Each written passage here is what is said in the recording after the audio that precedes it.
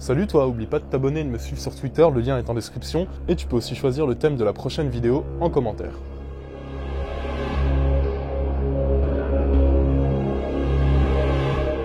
Monstre, un mot dont l'étymologie n'est pas réellement définie. Souvent on l'assimile au latin monstrare, montrer, et monstrum, avertir. Considéré par les Grecs comme un envoyé de Dieu, porteur d'un message divin, le terme de monstre est rapidement devenu péjoratif, définissant une aberration de la nature, un enfant difforme, être ou individu qui ne correspond pas aux lois génétiques. Une connotation physique à laquelle les Romains ajoutent un aspect moral. Ainsi, ils qualifiaient de monstrueux certains peuples sauvages éloignés d'eux, qu'ils considéraient comme moins cultivés. Bien évidemment, les artistes se sont emparés des monstres très rapidement.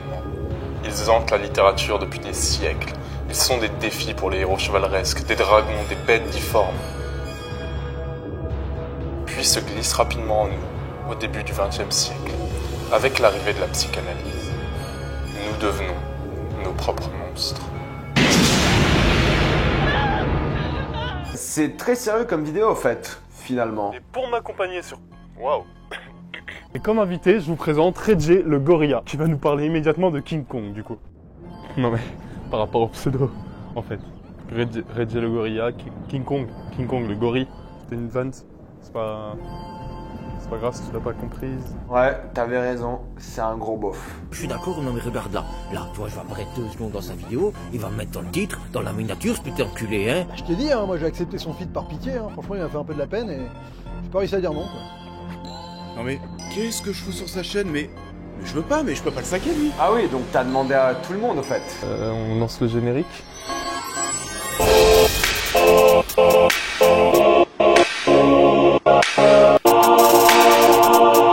La figure du monstre, elle est ancrée depuis des millénaires dans l'imaginaire collectif, donc il n'y a rien d'étonnant à ce qu'elle suive de très près la naissance du cinéma. Dès 1896, le premier film de monstre est réalisé par Georges Méliès.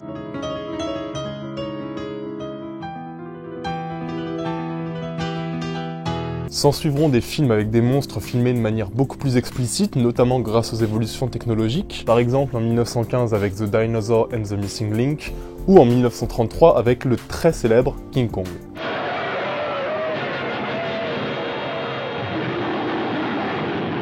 L'émergence des monstres au cinéma est certes liée à l'influence de la littérature, mais aussi à l'époque dans laquelle ils voient le jour. Dans les années 1920 se développe une fascination pour l'archéologie, la recherche de nos ancêtres, les fossiles, les dinosaures. Rien d'étonnant donc à ce qu'entre 1918 et 1930 soient réalisés de nombreux films sur une rencontre entre hommes et dinosaures, le plus connu étant bien sûr Le Monde Perdu. Un film qui n'aurait même pas été envisageable 5 ans plus tôt. Le monstre au cinéma, il a eu énormément de visages différents, il a accouché de beaucoup de films cultes, du Nosferatu de Munno à Jurassic Park, Les Dents de la Mer.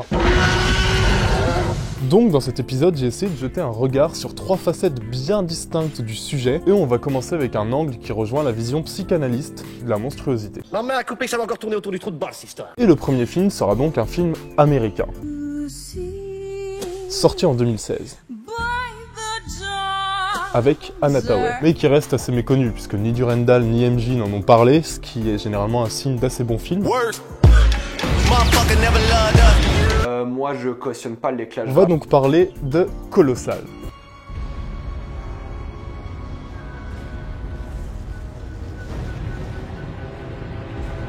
Colossal, c'est un film réalisé par Nacho Vigalondo, qui est assez connu pour rien, en fait. Il n'y a aucun de ses films qui a vraiment brillé au box-office, il reste très méconnu du grand public, et c'est assez dommage. De lui, je vous conseille surtout son court-métrage, 7h35, qui a été nominé aux Oscars, je vais mettre le lien en description, et son premier long-métrage qui s'appelle Time Crimes, qui est un film assez sympathique, et surtout qui a pas mal de bonnes intentions. Ce réalisateur, il adore les films de Kaiju Eiga, c'est-à-dire les films de monstres japonais. Et dans ces films de monstres japonais, les monstres sont très souvent des allégories. Le plus connu, Godzilla, il traduit par exemple le trauma de la bombe nucléaire dans l'esprit collectif japonais.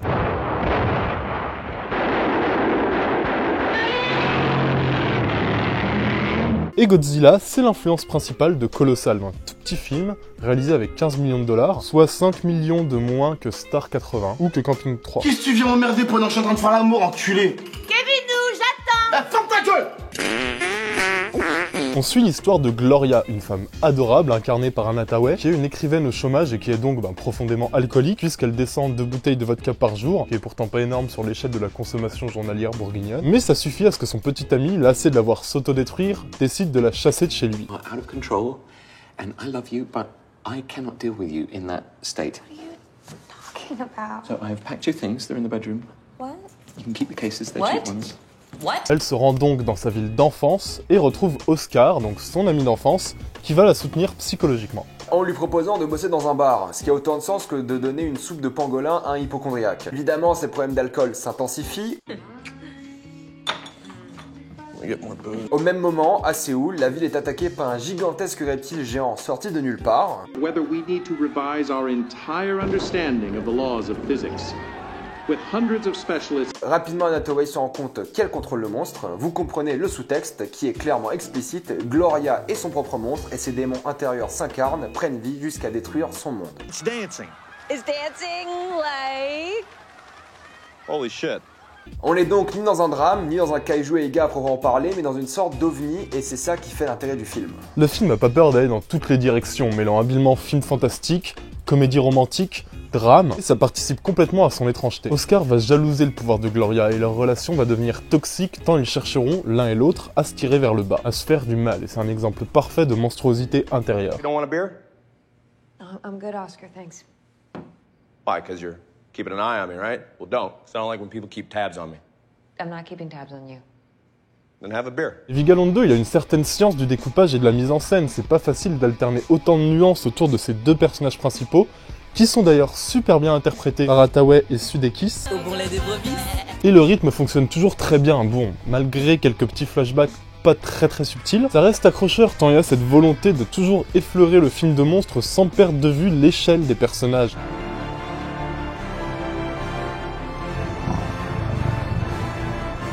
Et franchement, pour le budget, le même que Les Profs, je rappelle. J'en ai marre d'être à la bourre et que tous les profs me traquent. Tous les effets spéciaux sont très réussis, il n'y a pas un seul moment où tu dis « Ah, ça c'est raté ». En fait, tout le film est très crédible. Donc ouais, Colossal, c'est vraiment un film à voir, il se regarde très facilement et il a une vraie science de la caractérisation, une vraie affection pour ses personnages. C'est un film de monstre assez tendre et il me semblait intéressant d'ouvrir sur un film assez hybride avant de vraiment se pencher sur du classique.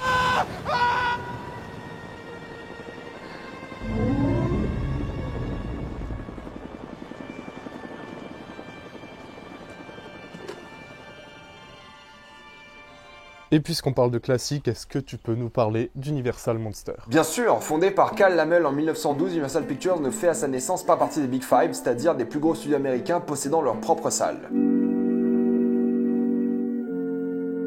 Alors que la Warner s'oriente vers les films de gangsters, que la MGM produit les grands mélodrames et films historiques, que Paramount monopolise les genres des westerns, il est nécessaire pour les autres studios de tirer leur épingle du jeu en créant ce qui fera leur spécificité. Universal se tourne vers le fantastique et l'épouvante. C'est dans ce contexte-là qu'est né Universal Monsters, dont Notre-Dame de Paris, réalisé par Wallace Worsley, est le premier représentant. C'est exactement ça, il me semble nécessaire d'évoquer au moins un des films de cette série.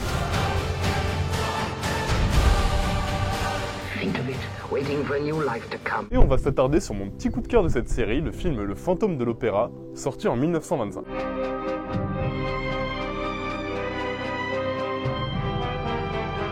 2 ans plus tôt, le film Notre-Dame de Paris a été un succès public et critique, grâce à l'ampleur de la production, grâce à des stars au casting, les gigantesques décors, tout ça a fait que ça a bien pris et que ça a bien fonctionné. Donc c'est pas étonnant qu'Universal reproduise la même formule pour tous les films à venir. Réalisé par Rupert Julian, Le Fantôme de l'Opéra bénéficie de la puissance d'Universal. Il y a la présence de Lon Chaney au casting, il y a une composition musicale grandiose, grandiloquente, qui place d'entrée le film comme une grosse production dès les premières minutes.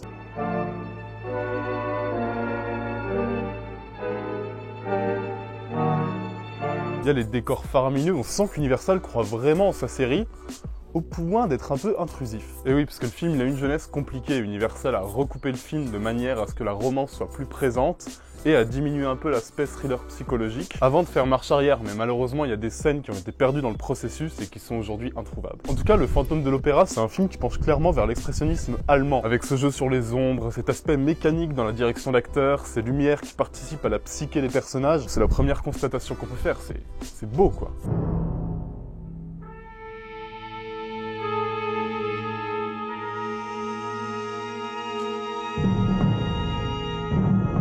c'est vraiment beau, la photographie est dingue, chaque plan c'est un tableau un peu tortueux, menaçant, déformé par des filtres, par des éclairages qui permettent de mettre en valeur les sublimes décors qui ont été construits pour le film. Et du coup, il y a vraiment une identité visuelle, une intention qui est assumée dès les premiers plans.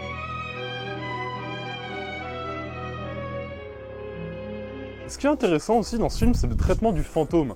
Dans le premier tiers du film, c'est juste une menace qui est évoquée à mi-mot par les personnages. Il est présent que dans les dialogues ou parfois sous forme d'ombre à peine visible.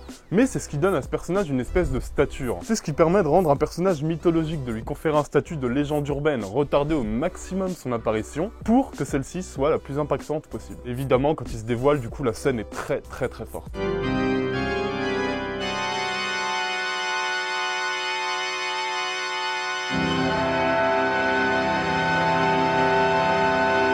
Après, au niveau du personnage, c'est vrai qu'on n'est pas très nuancé. C'est un vilain fantôme qui, jaloux des vivants, veut tuer les gentils et kidnapper l'héroïne. Clair, net, précis. Et dans un sens, il n'y avait pas vraiment besoin de plus, le film est court, donc il va à l'essentiel. Et le côté glacial et charismatique du fantôme ressort hyper bien à l'écran. Visuellement, on est vraiment sur un film magnifique et c'est quelque chose qui va caractériser la série Universal Monsters. Tous les films sont très beaux. D'ailleurs, beaucoup sont d'excellents films, mais c'est assez triste de faire le lien avec ce qui sort actuellement. Parce que ouais, je place Invisible Man au même niveau que La Momie avec Tom Cruise, c'est-à-dire une daube sidérale. Je vous conseille d'ailleurs l'original de James Whale, ça a rien à voir. C'est tellement plus réussi et tellement plus sadique, tellement plus viscéral. Bref, Universal avait prévu de faire son Marvel Cinematic Universe des monstres, qu'ils avaient appelé le Dark Universe, et suite à l'échec de La Momie, ils ont tout foutu en l'air, et c'est peut-être pas un mal. Ah ouais, et tu te souviens du moment où Russell Crowe se transforme en Hulk et on est censé croire que c'est Dr. Jekyll et Mr. Hyde? Oh putain, c'était atroce. Même celui de Van Helsing était moins raté, je pense. C'est dommage, ils avaient plein de trucs cool de prévus. Johnny Depp en l'homme invisible, Javier Bardem en Frankenstein. Bah ça tombe bien que tu parles de Frankenstein. C'est toi qui écris le dialogue parce en fait. Que ça nous amène directement au troisième film. Toi qui es un professionnel de Universal Monsters. Je suis pas professionnel, c'est juste pas mon texte. T'as forcément vu Frankenstein et la fiancée de Frankenstein. Bien sûr, mais je préfère clairement Dracula. Dracula, ça doit être le pire suceur de l'histoire. Ah oui d'accord, cette vidéo c'est n'importe quoi en fait. Frankenstein et la fiancée de Frankenstein sont souvent considérés comme les deux meilleurs films de la série. Réalisés tous les deux par James Whale, James Baleine en français, ils ont et continuent d'avoir énormément d'impact sur la culture populaire. Alors, L'Esprit de la Ruche, c'est un film espagnol réalisé en 1973 par Victor Erich, par Victor, dont c'est le premier film. L'histoire est simple, en 1940, un cinéma itinérant projette Frankenstein dans un petit village d'Espagne.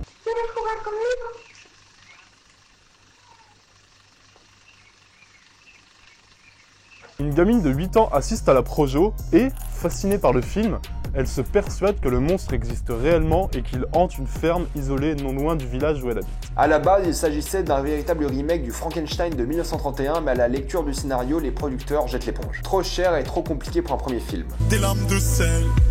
Entonces, como se trataba de hacer algo mucho más barato, con mucho menos dinero, yo he dicho, ¿por qué no hacer un Frankenstein espagnol o un Frankenstein de mi infancia ou un Frankenstein de los pobres. Et c'est ce parti pris artistique qui va faire de L'Esprit de la Ruche le film culte qu'il est actuellement. Le film s'ouvre comme un conte de fées avec des dessins enfantins, la phrase « Il était une fois », et on suit deux enfants donc, Anna et Isabelle. L'une est insouciante, rêveuse, l'autre est un petit peu plus mature, un peu plus terre à terre. Et après son visionnage de Frankenstein, Anna va transformer le manoir dans lequel elle vit en labo scientifique tout droit tiré d'un film d'horreur. Elle va transformer son village en terrain de chasse pour la créature, bref, son imaginaire va transformer toute la réalité autour d'elle pour la faire correspondre au film Frankenstein.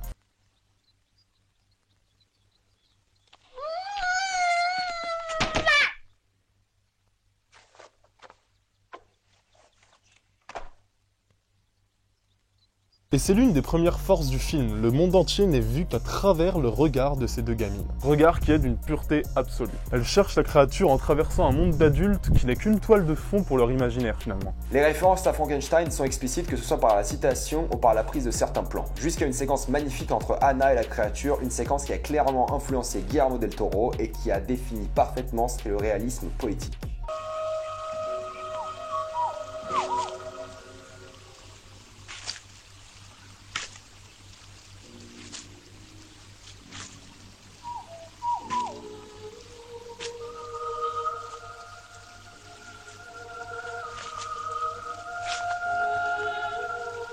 Mais au-delà de Frankenstein, L'Esprit de la Ruche est un film sur le cinéma. Sur sa capacité à nous affecter, à transformer le monde dans lequel on vit. C'est un film sur l'impact que peut avoir le cinéma sur notre perception du monde.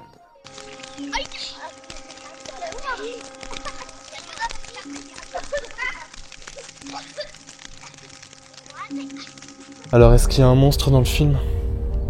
Non. T'auras pas de loup-garou, pas de chimère, pas de dragon, juste une enfant et sa façon de voir le monde. Son regard rêveur, son quotidien bouleversé par le film de James Baldwin. Et voilà peut-être la plus belle leçon d'humanité dans un monde assez monstrueux comme cela. Voilà, après avoir parlé des films de monstres classiques, je voulais vraiment évoquer L'Esprit de la Ruche, qui reste l'analyse de l'impact de la figure du monstre sur notre société, sur notre enfance, sur notre imaginaire. Et qui se paye le luxe d'être un très très bon film. Je sais, vous aurez sans doute préféré que je conclue sur des films avec des grosses bêtes qui se cassent la gueule. Il y a de quoi faire pour les prochaines vidéos. Même parmi les films récents d'ailleurs. Récemment, je suis allé voir Underwater avec Vincent Cassel et Kristen Stewart. J'ai trouvé ça très très bon. C'est vraiment une bonne série B, très bien réalisée, qui s'assume comme telle, qui se permet d'être hyper généreux pendant les 30 dernières minutes. Il y a un petit côté Lovecraftien d'ailleurs, je vous conseille de voir Underwater si vous avez l'occasion. Merci beaucoup à Rachel Gorilla et à tous les potes d'avoir participé à cette vidéo. Comme toujours, 2 thèmes valables pour le prochain Intercut. L'apocalypse au cinéma ou le héros solitaire au cinéma. Dites-moi ce que vous en pensez dans les commentaires. Moi, je vous souhaite un bon confinement. Force à tous, prenez soin de vous. À bientôt, à très bientôt. Salut!